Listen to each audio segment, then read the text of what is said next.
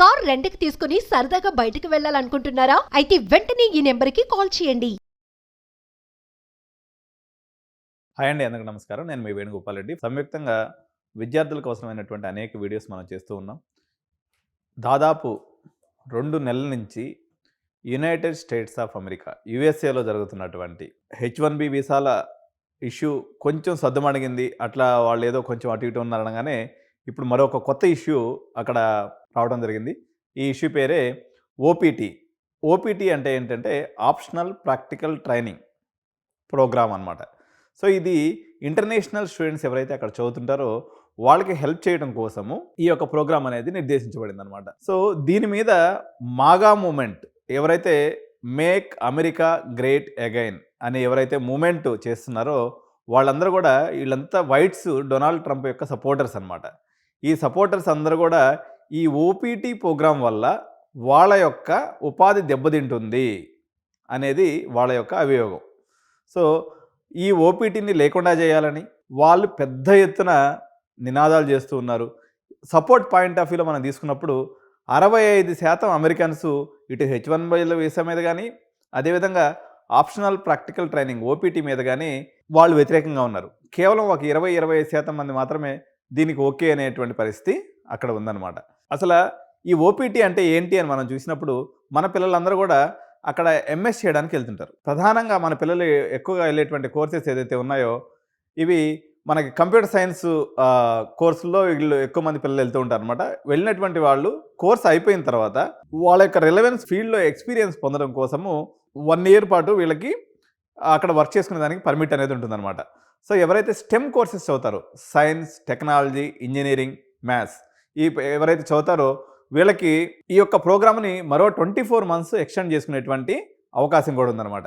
ఎవరైతే ఈ యొక్క ఓపీటీలో ఉంటారో వీళ్ళ యొక్క కన్వర్షన్ రేటు H1B వీసా పొందేదానికి మరింత వీళ్ళకి ఎక్కువ అవకాశం ఉంటుంది. సో ఈ ఓపీటీని H1B వీసా యొక్క గేట్వేగా మనం చెప్పవచ్చు. సో ఎవరైతే విద్యార్థి అక్కడికి వెళ్తాడో ఫస్ట్ ఈయన F1 వీసా మీద వెళ్తాడండి. F1 వీసా మీద దగ్గర నుంచి అది ఓపీటీగా మారుతుంది. ఓపీటీగా ఉన్నప్పుడు కూడా ఈయన F1 వీసా మీద ఉన్నట్టే. అక్కడి నుంచి అది మళ్ళీ తర్వాత పర్మనెంట్ ఎంప్లాయ్మెంట్ కింద పోయేసి H1B వీసాగా మారుతుంది. ఈ విధానంలో ప్రధానంగా లబ్ధిదారులు ఎవరు అంటే పర్టికులర్గా ఇండియన్ స్టూడెంట్స్ అండి. ఎందుకంటే 4 లక్షల మంది మన పిల్లలు వెళ్తే ఇంచుమించు 1,00,000 మంది మన పిల్లలు ఓపీటీకి అప్లై చేశారనమాట. సో ఓపీటీకి అప్లై చేసే కమ్యూనిటీలో ప్రధానంగా ఇండియన్ కమ్యూనిటీ, దాని తర్వాత చైనా, దాని తర్వాత కెనడా, బ్రెజిల్ ఈ దేశాల నుంచి వచ్చినటువంటి విద్యార్థులంతా కూడా ఈ యొక్క ఓపీటీ ప్రోగ్రామ్కి పర్టికులర్గా అప్లై చేసుకుంటూ ఉంటారు. తద్వారా వాళ్ళు H1B తీసుకొని అక్కడ సెటిల్ అవ్వడానికి ప్రయత్నం చేస్తూ ఉంటారు అనమాట. సో ఇప్పుడు మనకు 2 రకాలుగా దీంట్లో ఏ చిన్న చేంజెస్ చేసినా అంటే ఈ ఓపీటీ యొక్క డ్యూరేషన్ తగ్గిస్తారని చెప్తున్నారు. మేబీ అది ఉన్నటువంటి 3 yearsని కాస్త ఓన్లీ 1 year మాత్రమే చెప్పొచ్చు. ఒబామా పీరియడ్లో ఇది ఇప్పుడు వచ్చేసి 36 months ఏదైతే ఉందో 29 months ఉండింది. సో అనదర్ 7 months అప్పుడు పెంచడం జరిగింది. సో ఇప్పుడు మళ్ళీ పాత విధానానికి వెళ్తారా లేదా కేవలం 1 సంవత్సరానికే పరిమితం చేస్తారా? ఇది ఏది చేసినప్పుడు కూడా ఓవరాల్గా మన యొక్క డాలర్ డ్రీమ్స్ మొత్తం కరిగిపోయినట్టే. ఎందుకంటే ప్రధానంగా మనం 40-50 లక్షల రూపాయలు ఇన్వెస్ట్ చేసి యుఎస్కి వెళ్తున్నాం అన్నట్లయితే దాని యొక్క ప్రధాన ఉద్దేశం ఏంటంటే ఈ 2 yearsలో ఎవరైనా మనకి యుఎస్ చేసే పన్ను ఏంది అంటే 1 year ఫీజు కట్టేసుకుంటారు, బ్యాంక్ గ్యారెంటీ చూపించేసుకుంటారు, అక్కడికి వెళ్ళేసి పార్ట్ టైంలు చేసుకుంటూ ఫీజు కట్టుకుంటూ ఓపీటీలో వచ్చిన డబ్బులతో ఇంకా మిగిలిచి ఇంటికి కూడా పంపిస్తుంటారు అనమాట. అయితే ఇప్పుడు పరిస్థితులు బాగాలేవు, అక్కడ కూడా పార్ట్ టైం దొరకట్లేదు, ఇబ్బంది ఉంది. కానీ నేను 3 years బ్యాక్ లేకపోతే కోవిడ్కి ముందు సిచ్యువేషన్ కానీ తీసుకున్నప్పుడు పార్ట్ టైం వాళ్ళకి కంఫర్టబుల్గా దొరికేది. వీక్లీ 20 hours పాటు వీళ్ళు పని చేసుకునే అవకాశం ఉండేది కాబట్టి కంఫర్టబుల్గా వీళ్ళు వర్క్ చేసుకునే వాళ్ళు ఓపీటీలో ఉన్నప్పుడు వీళ్ళు ఫుల్ టైం కూడా వర్క్ చేసుకోవచ్చు అన్నట్టు. సో ఈ మొత్తం ఈ యొక్క వీసాలకు సంబంధించి F1 వీసా అనుకోండి, లేకపోతే ఓపీటీ కానివ్వండి, లేకపోతే H1B వీసాలకు సంబంధించినటువంటి యుఎస్లో దీన్ని ఏదైతే డిపార్ట్మెంట్ చూస్తుందో వీళ్ళని United states citizenship and immigration services అని అంటారు. దీన్నే షార్ట్ ఫామ్లో USCIS అనే పదంతో పిలుస్తారండి. ఇది గుర్తుపెట్టుకోండి, USCIS.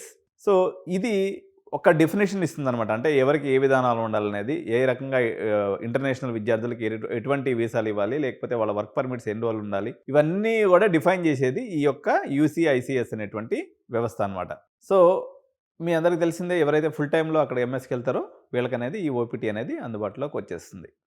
ఒక అకాడమిక్ ఇయర్ కానీ ఉన్నట్లయితే వీళ్ళకి ఓపీడీ మీదకి వస్తారు. 2 అకాడమిక్ ఇయర్స్ ఉన్నట్లయితే మొత్తం 3 ఇయర్స్ వీళ్ళకి ఓపీడీ అనేది వచ్చేస్తుందనమాట. సో దీంట్లో ఓపీడీలో కూడా 2 రకాలు ఉంటాయండి. ప్రీ కంప్లీషన్ ఓపీడీ అంటే మనము ఎప్పుడైతే కోర్స్ జాయిన్ అవుతామో ఒక 2 ఇయర్స్ గాని అక్కడ ఉంటామనుకోండి. ఈ 2 ఇయర్స్‌లో వాళ్ళు 20 అవర్స్ పర్ వీక్ ఏదైతే చేస్తారో దీన్ని ప్రీ కంప్లీషన్ ఓపీడీ అంటారు. సో ఎవరైతే కోర్స్ కంప్లీట్ అయిపోయిన తర్వాత ఫుల్ టైమ్ వాళ్ళకి సంబంధించినటువంటి వర్క్‌లో ఉంటారో దాన్ని పోస్ట్ కంప్లీషన్ ఓపీడీ అని దీన్ని ఈ రకంగా పిలుస్తూ ఉంటారు. సో మొత్తం యూఎస్‌లో ఉన్నటువంటి ఓపీటీ స్టూడెంట్స్‌లో ఇండియన్ స్టూడెంట్స్ యొక్క బేసు 30% వరకు ఉంటుందండి. అప్రాక్సిమేట్‌గా ఎనీ పాయింట్ ఆఫ్ టైమ్ 1,00,000 మంది మన విద్యార్థులు ఈ ఓపీటీలో ఉంటారు కాబట్టి ఈ ఓపీటీని రద్దు చేయాలని, ఓపీటీని 1 ఇయర్ కుదించాలని చెప్పేసి ఏదైతే మాగా మూవ్‌మెంట్ వాళ్ళు చేస్తున్నారో ఇది భారతీయ విద్యార్థులు దీనివల్ల చాలా ఇంపాక్ట్ అయ్యే అవకాశం ఉంది. ఇప్పుడు ఇలాంటి డెసిషను కెనడా దేశం కూడా ఒకటి తీసుకొని వచ్చింది. ఏదైతే వాళ్ళకి పీఆర్ పర్మనెంట్ రెసిడెన్సీకి ఏదైతే అవసరమైనటువంటి ఎంప్లాయబిలిటీ పాయింట్స్ ఉన్నాయో వాటిని వెత్తేసిందనమాట. ఎందుకంటే అక్కడ ఎవరైతే జస్టిన్ ట్రూడో సర్కార్ ఉందో వాళ్ళకి నెక్స్ట్ ఇయర్ సెప్టెంబర్లో వాళ్ళకి ఎలక్షన్స్ ఉన్నాయి. ఆ ఎలక్షన్స్‌ని బేస్ చేసుకొని ఈ యొక్క దాన్ని వాళ్ళకు వచ్చేటువంటి పర్మనెంట్ రెసిడెన్సీకి వచ్చేటువంటి పాయింట్స్ ఏదైతే ఉన్నాయో ఆ పాయింట్స్‌లో మెజారిటీ ఆఫ్ ది పాయింట్స్ వాళ్ళ ఎంప్లాయ్‌మెంట్ నుంచి వస్తాయన్నమాట.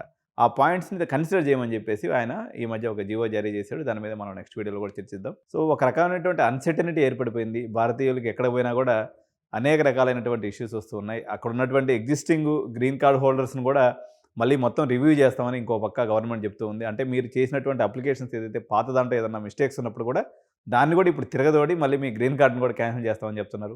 H1B వీసా నిబంధనల్ని కఠినతరం చేస్తామని చెప్తున్నారు. H4 ఏదైతే డిపెండెన్స్ వీసాలు ఉన్నాయో దాని మీద కూడా చాలా కఠినమైనటువంటి నిబంధనలు విధిస్తామని చెప్తున్నారు. ఇంకోటి ఏంటంటే పార్ట్ టైమ్ పాయింట్ ఆఫ్ వ్యూలో కూడా ఏదైతే మనం యూనివర్సిటీకి జనరల్గా మనం అక్కడికి వెళ్ళేటువంటి విద్యార్థులకు ఏం పర్మిషన్ ఉంటుందంటే వితిన్ ద యూనివర్సిటీలో వర్క్ చేసుకునే పర్మిషన్ ఉంటుందన్నమాట. కానీ మనోళ్ళు చూసి చూడనట్టుగా బయటికి పోయి అదే ఇది పనులు చేసుకుని కొంచెం సంపాదించుకుంటూ ఉంటారు. ఇప్పుడు ఆ అవకాశం కూడా లేకుండా పోయే పరిస్థితి వచ్చేసింది. ఓన్లీ ఏమాత్రం చిన్న తేడా జరిగినా మీరు అక్కడ హోమ్‌ల్యాండ్ సెక్యూరిటీ ఎవరైతే ఉంటారో వాళ్ళు మిమ్మల్ని నిర్బంధించి ఎయిదర్ డిపోర్టింగ్ అన్నా చేస్తున్నారు, లేకపోతే కేసులన్నా పెట్టేటువంటి అవకాశం ఉంది. కాబట్టి మనం ఒకసారి పునరాలోచించుకోవాలి. మనకి నెక్స్ట్ ఆల్టర్నేటివ్స్‌గా ఏమున్నాయి? మనకు ఉన్నటువంటి యూరోప్ అనుకోండి, లేకపోతే ఇతర కంట్రీస్ ఎక్కడెక్కడైతే అవకాశం ఉందో, సో ఆ అవకాశాలన్నింటిని కూడా ఎక్స్‌ప్లోర్ చేయాల్సినటువంటి సందర్భం వచ్చింది. ఇప్పుడు నేనైతే చెప్తున్నా యాక్చువల్‌గా మేము ఈ కొంచెం అంటే అంత యూఎస్ అంత పెద్ద మార్కెట్ కాకపోయినా దుబాయ్ మార్కెట్ కూడా ఒక రకంగా ఎంప్లాయ్‌మెంట్ పరంగా మనకి ఒక ప్రామిసింగ్ అమౌంట్ అనేది అక్కడ వస్తుంది. దాదాపు ఇంటర్నేషనల్ యూనివర్సిటీస్ అన్నీ కూడా అక్కడ ఉన్నాయి కాబట్టి దుబాయ్ మార్కెట్‌ని కూడా మీరందరూ కూడా ఎక్స్‌ప్లోర్ చేయండి. సో యూకేలో సిట్యుయేషన్ ఉంది. కానీ యూకే యొక్క కాస్ట్ అనేది చాలా ఎక్కువ ఉంది. మనకి ఏదైతే పోస్ట్ కంప్లీషన్ ఆఫ్ అయిపోయిన తర్వాత స్టడీ అయిపోయిన తర్వాత జాబ్ మార్కెట్ అనేది బాగా డల్‌గా ఉందట. సో ఆస్ట్రేలియా, కెనడాల పరిస్థితి అయితే మనం వద్దనే రకంగానే వాళ్ళ పరిస్థితి ఉంది. అక్కడ వాళ్ళకి ఏంటంటే హౌసింగ్ క్రంచ్ వచ్చేసిందనమాట. ఈ మైగ్రెంట్స్ అంతా రావడం వల్ల వాళ్ళకు ఉండడానికి ఇల్లు లేకుండా పోయినటువంటి పరిస్థితి వచ్చేసింది అక్కడ.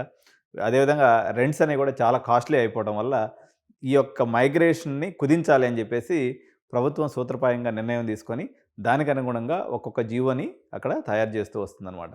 Thank you so much. By by.